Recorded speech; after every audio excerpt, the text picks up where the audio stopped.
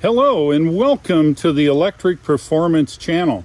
My name is Dave and today we're going to talk about autocrossing your electric car. This is a Tesla Model 3 Performance. We've been racing this car all year. So let's have a look what I do to change up this stock car and race it in autocross. Of course, do you need to modify it? No, you sure don't. You can drive it the exact same way that you use to commute to work every day. But if you wish to improve your chances going around the cones in autocross, you might consider changing the tires up and doing whatever other modifications you would like. Except it'll change the class that you're in. So let's have a look what we do to run this car in Super Street class. So one of the requirements that you need to work on changing tires in the Tesla, you're going to need this thing. This is a lifting puck. It looks like a normal hockey puck, but it goes up underneath in the lifting holes just in front of the back left tires and the right tire and up here in the front tire. Okay, so we've now stuck two jacks under one side. And we're going to jack the entire car up off one side. But before you ever jack it up, you have to pull this little cap off on the Tesla. Okay, so with the stock Tesla wheel, you see the little dot below the bottom of the T? The little wrench that comes in the glove box allows us to pull this whole cover off. Okay, so before we lift the car, one of the key things we want to do is put this breaker bar on there and crack the nuts loose.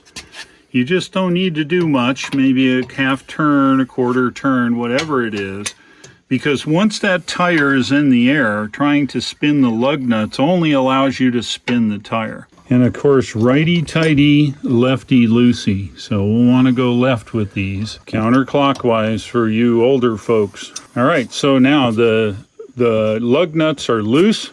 We can go ahead and lift the car. So we have two jacks under this car, but you can really lift it with just one jack, but it has to be a 3-ton jack if you do that.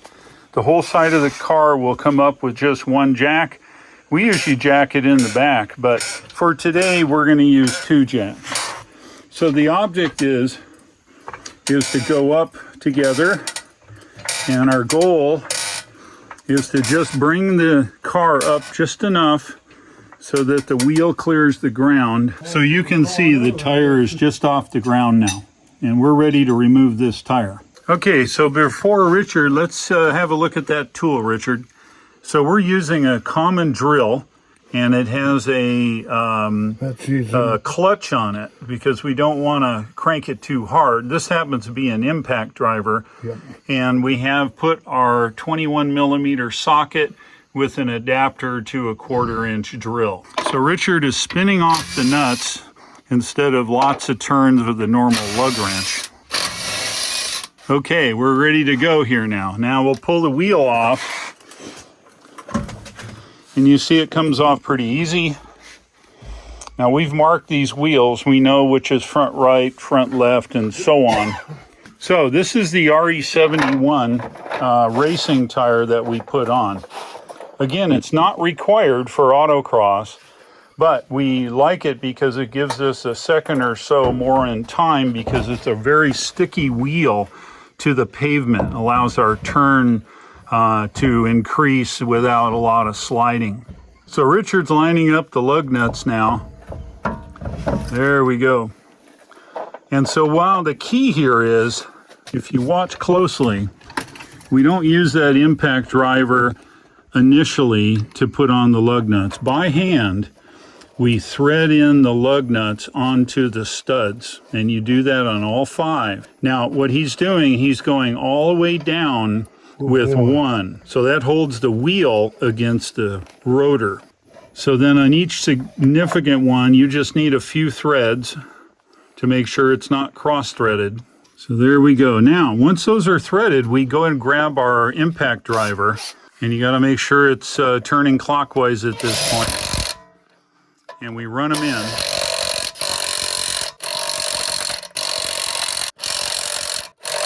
Now the impact driver will tighten these to about 100 foot-pounds, and when we get ready, we use a torque wrench, and we'll see that next. So one thing you want to always make sure is pull the puck. If you leave the puck, it'll end up on a road somewhere and you won't have it. So pull the puck after you lower it down.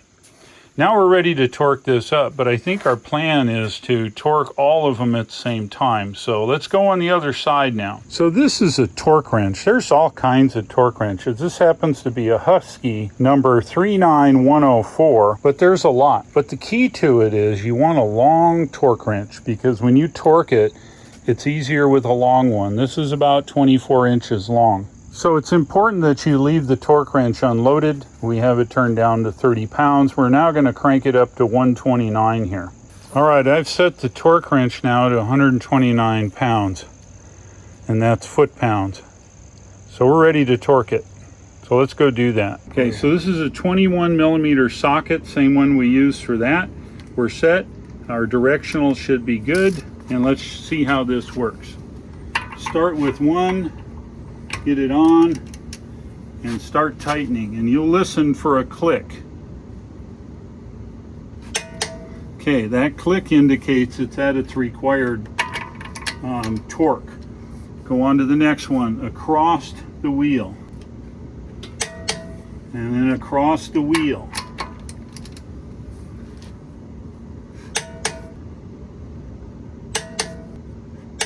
Okay, now I'm going to go around and check it one more time. You can go in any sequence now. Any sequence at this point. Okay, our lug nuts are now torqued to 129 foot-pounds. We are ready to go with this wheel. So this is an autocross track.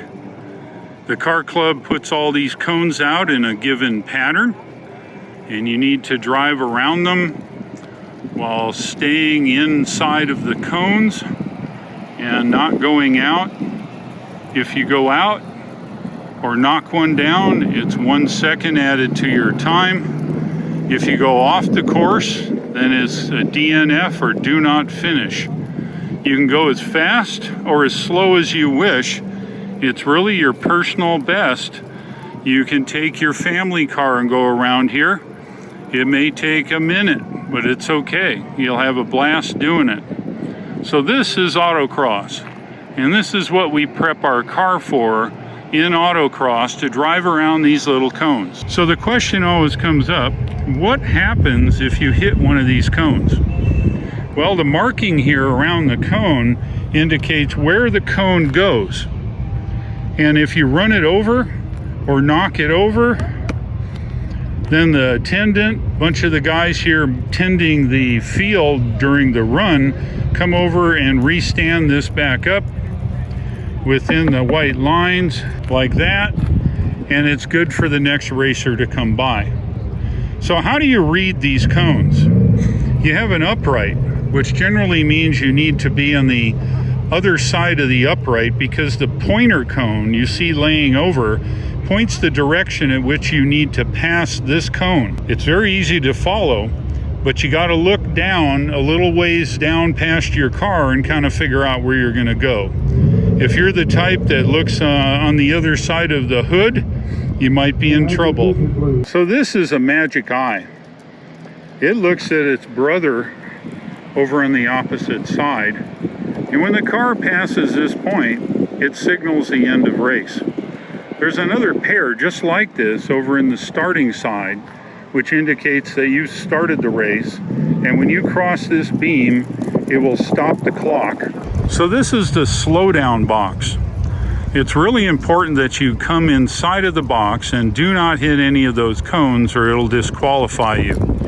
It's not like a cone around the track. If you hit one of these cones, you're do not finish for this race. So those are the novices getting a tutorial by an experienced driver. He walks all the way around. So when you come to your first autocross, it's important that you take this walk, and he explains how you set it up, how you set up for a turn, how you go around, where you brake, all those kinds of things. It's very, very good information. So they try real hard to try to get everybody on the same page and have a great time.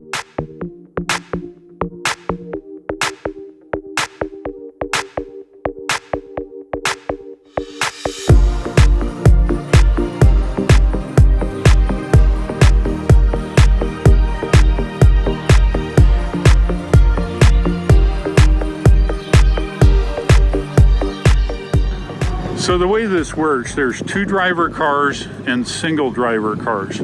This line right here are all 2 driver cars. That means there's 2 drivers in each car. One driver drives his 5, the second driver drives the 5, and at the same time they change the number on the side of the car to indicate it's a different driver. So in this case, we'll run the 2 driver cars first, and then we'll run 10 of the single driver cars up to the Mazda there, the XP14, and then they will go. By then the 2 driver cars would have got back in line.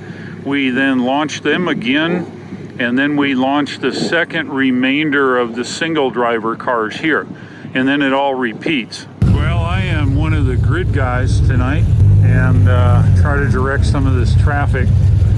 Cars come back in from the run, and then I got to get them parked and spin them around and get for their next run here. Sorry for the noise, that's fossil fuel for you. All right, I got my helmet on. We are ready to go. And we're the first dual driver car out of here. I haven't said ascend yet, but go ahead and roll up slowly. Got it. All right, I got the word. I'm going to get moving. All right, my first run was 33 and change. I got to get it warmed up. The course has changed, so hopefully we can master this thing. I got 4 more runs, then it's Richard's turn.